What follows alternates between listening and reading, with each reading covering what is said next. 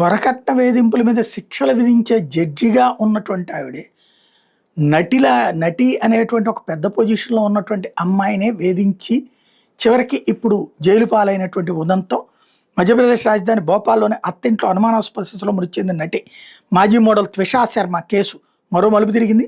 ఆమె అత్త, రిటైర్డ్ జిల్లా జడ్జి అయిన గిరిబాలా సింగ్‌ని ఈ కేసు దర్యాప్తు బాధ్యతలు చేపట్టిన సీబీఐ గురువారం అరెస్ట్ చేసింది. అంతకుముందు మధ్యప్రదేశ్ హైకోర్టు ఈ కేసులో దిగువ కోర్టు ఆమెకి ఇచ్చిన ముందస్తు బెయిల్ రద్దు చేసింది. ముగ్గురు అధికారులతో కూడిన సీబీఐ బృందం దర్యాప్తులో భాగంగా ఉదయం 10:30 గంటల సమయంలో గిరిబాలా సింగ్‌ని ఆమె నివాసంలో అదుపులో తీసుకున్నారు. సీబీఐ బృందం ఈ సందర్భంగా ఆమె ఇంటి డిజిటల్ మ్యాపింగ్ చేశారని అధికార వర్గాలు చెప్పాయి. ఈ కేసు దర్యాప్తుకు భోపాల్లో ప్రత్యేక కార్యాలయానికి అవసరమైన ఏర్పాట్లు చేయాలని నగర పోలీస్ కమిషనర్ కోరినట్టు సీబీఐ వర్గాలు తెలిపాయి. త్విషా శర్మ మృతి కేసులో వివిధ ఘటనల క్రమం, గిరిబాలా సింగ్ మీద వస్తున్న ఆరోపణల నేపథ్యంలో ఆమెకు మంజూరు చేసిన ముందస్తు బెయిల్ రద్దు చేస్తున్నట్టు బుధవారం నాడు మధ్యప్రదేశ్ హైకోర్టు చెప్పింది. చట్టం వేధింపుల ఆరోపణలు ఎదుర్కొన్న గిరిబాలా సింగ్, ఆమె కుమారుడు సమర్థ్ సింగ్లకి ఈ నెల 15వ తేదీన భోపాల్లోని సెషన్స్ కోర్టు బెయిల్ ఇచ్చింది.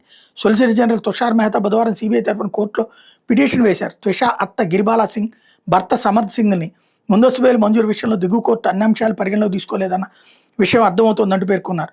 అత్తింటి వాళ్ళు త్విషాను సంతోషంగా ఉండేందుకు, కనీసం బాధపడేందుకు సైతం అవకాశం ఇవ్వలేదన్నారు.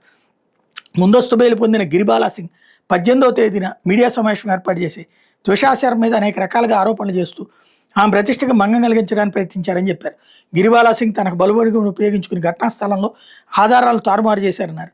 ఈ పరిస్థితుల్లో సాక్ష్యాధారాలను సరిగ్గా పరిశీలించాల్సిన బాధ్యత ట్రయల్ కోర్టు మీద ఉన్నందున ఆమెకు ముందస్తు బెయిల్ ఉత్తర్వును కొట్టేయాలన్నారు.